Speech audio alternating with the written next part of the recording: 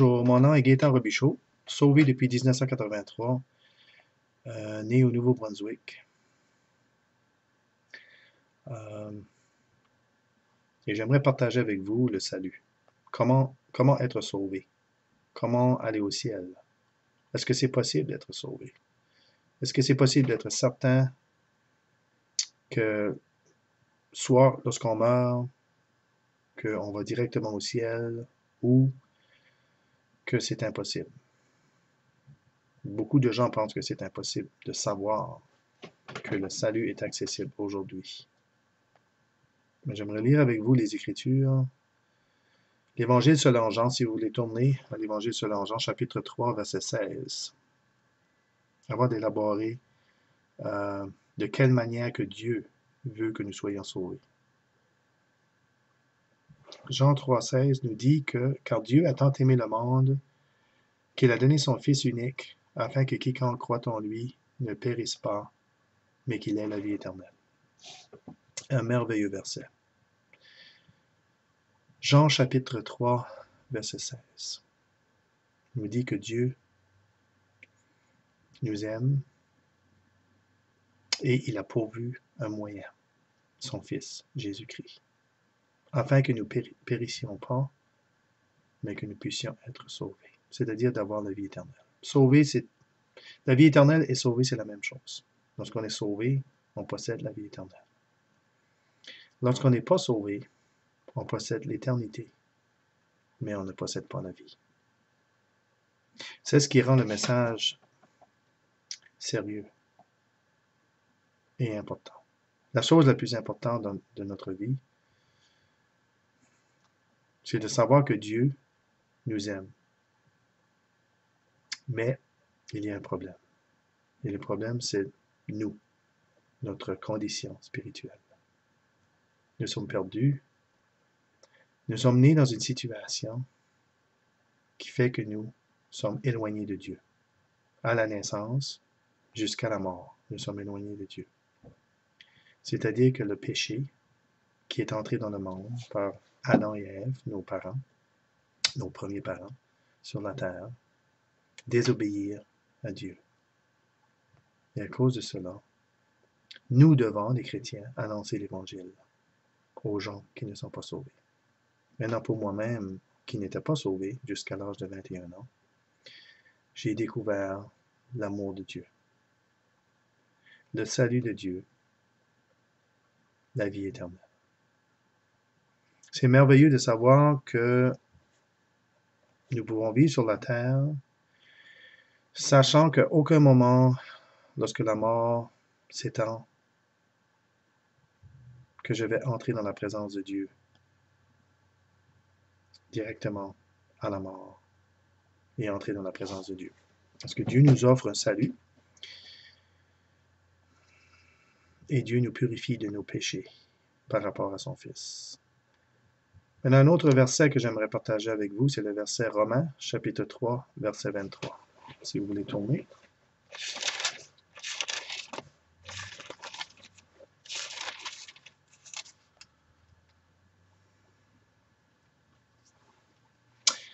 Romains, chapitre 3, verset 23. Il n'y a pas de différence, car tous ont péché et n'atteignent pas à la gloire de Dieu.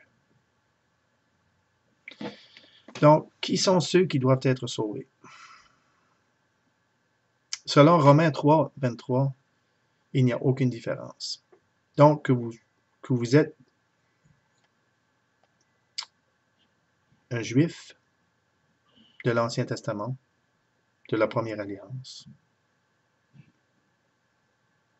ou que vous êtes toute autre nation ou religion ou croyance.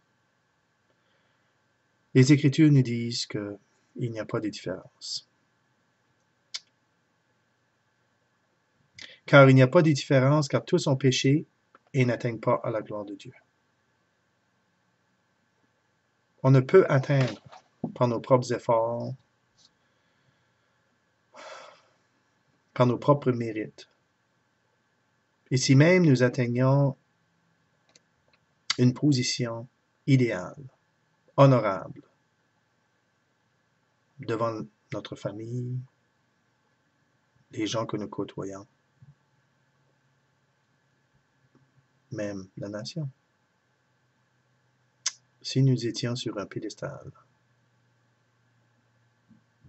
même cela ne pourrait nous rapprocher de la présence de Dieu. Il y a quelque chose en nous qui fait que nous pouvons nous approcher de Dieu.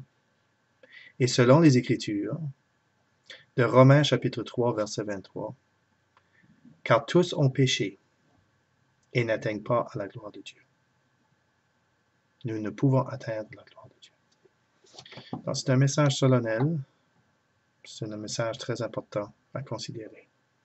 Chers amis, étrangers, nous sommes tous humains. Nous avons manqué, nous avons failli. Nous avons failli Dieu.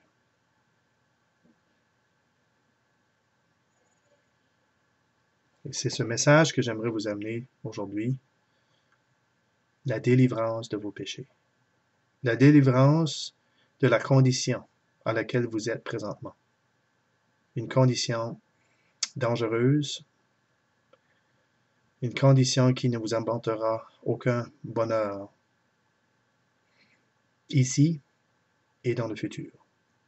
Malgré cela, les gens disent bien qu'ils sont heureux, leur vie va bien, ils ont une belle famille, maison, automobile et tout.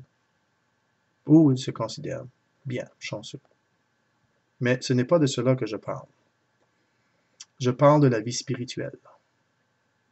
Nous devons avoir un contact avec Dieu. Et ce contact doit être fait selon les Écritures, selon la Bible, non selon l'homme, non selon les religions inventées, mais selon celles que Jésus-Christ est venu apporter aux hommes. Et cette religion, c'est le Christ, c'est le christianisme, qui nous donne la vérité qui est dans le Nouveau Testament. L'alliance nouvelle qui nous est offerte est présentement offerte à tous les hommes de recevoir. Maintenant, moi, j'aimerais lire avec vous un autre passage. Un passage qui va déterminer la condition de ceux qui ne veulent pas se tourner et se repentir et de croire au Seigneur Jésus-Christ. Souvent, on entend parler que Dieu est bon, Dieu est amour, et c'est vrai. Dieu est bon, Dieu est amour, c'est vrai. Mais nous oublions aussi la justice de Dieu. C'est qu'un Dieu qui aime est aussi un Dieu qui juge. Un Dieu qui aime veut délivrer le pécheur, mais il veut aussi punir le coupable, qui est le pécheur. Donc, comment Dieu peut-il justifier d'amener quelqu'un au ciel directement, être purifié de ses péchés? Et comment Dieu peut-il justifier de faire en sorte que des gens vont être dans l'enfer ou l'étang de feu, qui est la seconde mort? Comment Dieu peut-il justifier ça? J'aimerais lire avec vous l'Apocalypse ou Révélation chapitre 20, l'Apocalypse chapitre 20, verset 14. Nous allons lire le verset 12 ou le verset 11. « Et je vis un grand trône blanc, et celui qui était assis dessus, de devant la face duquel la terre s'enfuit et le ciel, et ne fut plus trouvé de place pour eux. Et je vis les morts, les grands et les petits, se tenant devant le trône, et des livres furent ouverts.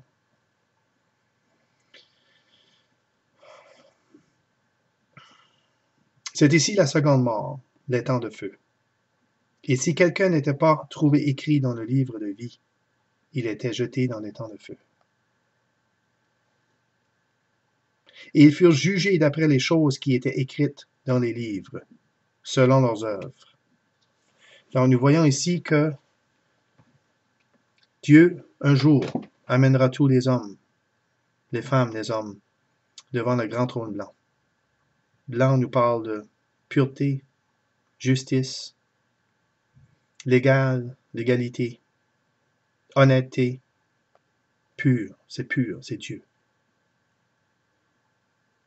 Et Dieu amènera tous ceux dans Apocalypse chapitre 20, verset 11 jusqu'au verset 15. Il explique qu'il amènera les hommes et les hommes, devant le grand trône blanc. Ceux qui ne sont pas sauvés, ceux qui n'ont pas accepté l'évangile de notre Seigneur Jésus-Christ, ceux qui ont osé dire qu'ils n'avaient pas besoin de l'évangile, qu'ils n'avaient pas besoin d'être sauvés, qu'ils pouvaient faire sans la parole de Dieu, qui ne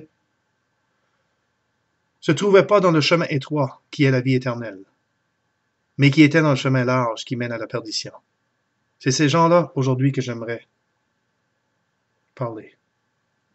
Parlez à votre conscience, parlez à vous, afin que vous puissiez découvrir le merveilleux message de l'Évangile du Seigneur Jésus-Christ, de celui qui sauve et de celui qui délivre, de celui qui amène la vie éternelle et de celui qui amène la paix dans le cœur des hommes, de celui qui donne la vérité et l'amour, de celui qui manifeste le Seigneur Jésus-Christ, son Fils, dans le cœur des hommes, de celui qui vous étend sa main et qui frappe à votre porte et qui vous demande d'avoir une communion avec lui étroite, de celui qui veut et qui prépare une place pour ceux et celles qui veulent être sauvés dans le ciel et dans la splendeur, de celui qui a créé l'homme à son image et qui veut manifester son Fils Jésus-Christ dans son cœur. C'est celui-là que je vous parle aujourd'hui et que je veux vous amener devant vous. Mais il y a un avertissement. On ne se rit pas de Dieu, on ne se moque pas de Dieu.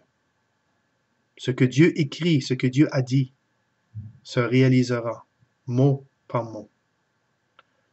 Donc nous avons ce merveilleux passage de Jean 3,16 qui dit « Car Dieu a tant aimé le monde qu'il a donné son Fils unique, afin que quiconque ne croit en lui ne périsse point, mais qu'il ait la vie éternelle. » Notez bien que le Seigneur ne veut pas que vous périssiez. Notez bien qu'il ne veut pas que vous soyez jetés dans les temps de feu, la seconde mort, et que vous étiez là pour l'éternité. Il ne veut pas ça. Il veut que vous soyez sauvés. Ne périsse pas, mais qu'il ait la vie éternelle. Donc, ce qu'il a fait, il a envoyé son Fils Jésus-Christ, sous forme terrestre d'un homme, qui est venu mourir sur la croix, afin que vous et moi, que nous puissions être sauvés, que nous puissions être délivrés. Mais le problème ici, ce n'est pas que vous ne croyez pas que Jésus est venu. Ce n'est pas que vous ne croyez pas qu'il y a un homme qui est mort sur la croix, ou peut-être plusieurs hommes qui sont morts sur la croix et qui se sont dit ce qu'ils voulaient dire. Mais ici, nous avons la Bible, la parole de Dieu, la parole sainte. Un homme appelé Jésus, sous le ciel, qui ose proclamer que par lui seul, nous pouvons avoir la vie éternelle. Et Dieu, qui est témoin de son Fils, nous dit que c'est celui-là qu'il a envoyé, afin qu'il délivre les hommes de leurs péchés. Maintenant, nous avons la parole de Dieu comme reçue. Nous avons Dieu qui est au ciel comme témoin. Et nous avons le Seigneur Jésus-Christ qui est venu et qui a offert son corps et qui a offert sa vie et qui a étendu ses mains sur la croix afin de pouvoir souffrir et d'endurer le calvaire, la souffrance et le châtiment que Dieu avait pour nous. Mais au lieu de nous donner le châtiment, le Seigneur Jésus-Christ a reçu le châtiment, afin que vous et moi puissions être sauvés. Donc, voulez-vous venir aujourd'hui? C'est un salut gratuit, mais qui a coûté très cher. Dieu a envoyé son Fils. Il a souffert pour nous, sous la condamnation du péché, afin que nous puissions être délivrés. C'est ce message-là que j'aimerais vous donner aujourd'hui. C'est ce message-là que j'aimerais vous partager aujourd'hui. Que vous puissiez avoir la vie éternelle. Que vous puissiez être délivrés de vos péchés. N'est-ce pas merveilleux aujourd'hui? Si vous vous repentez, vous dites à Dieu, Dieu, j'ai péché. Dieu, je ne suis pas ce que tu voudrais que je sois. Je suis un pécheur, je suis éloigné de toi. J'ai besoin d'un sauveur. Et le sauveur, c'est sous le nom du Seigneur Jésus-Christ. Seigneur, je veux venir à toi. Je veux confesser, je veux dire à toi, je me repens de mes péchés. Je sais que les Écritures sont vraies. La Bible dit vrai. Et Révélation chapitre 20 nous dit bien, que ceux qui meurent dans leurs péchés, les livres seront ouverts. Et les jugements vont prendre place. Et les sentences vont prendre place. Et tous ceux qui sont devant le grand trône blanc, sera jeté dans les temps de feu, communément appelé l'enfer. Mais les Écritures disent que c'est les temps de feu. Là où il n'y a aucun progrès, là où tout est arrêté, et là où vous allez penser pour toute l'éternité à ce que vous avez fait, et pourquoi vous êtes dans les temps de feu. Et c'est pourquoi, aujourd'hui, que j'ai décidé de mettre sur vidéo le merveilleux message d'amour de Dieu et de son Fils Jésus-Christ qui s'est sacrifié pour nous, et d'ouvrir les Écritures devant vous, et de rendre cette chose très importante, afin que vous puissiez avoir la vie éternelle. Que le Seigneur bénisse sa lecture, et qu'il rende gloire à son Fils Jésus-Christ aujourd'hui, et qu'il ajoute à l'Église, à l'Assemblée universelle des âmes, des gens qui soient sauvés, qui glorifient son nom, qui manifestent dans nos vies la vie, l'amour de Dieu par son Fils Jésus-Christ. Que le Seigneur vous bénisse aujourd'hui. Prenez considération des choses qui sont dites devant vous. Ne les mettez pas de côté, mais pensez à vos Écritures, et réfléchissez. Et je vous encourage à lire l'Évangile de Jean, un évangile très facile à lire, un évangile qui touche le cœur, un évangile qui manifeste le Seigneur Jésus-Christ durant sa vie, de ce qu'il a fait sur la terre. Que Dieu vous bénisse aujourd'hui. Ici Gaétan Robichaud, un chrétien. Merci.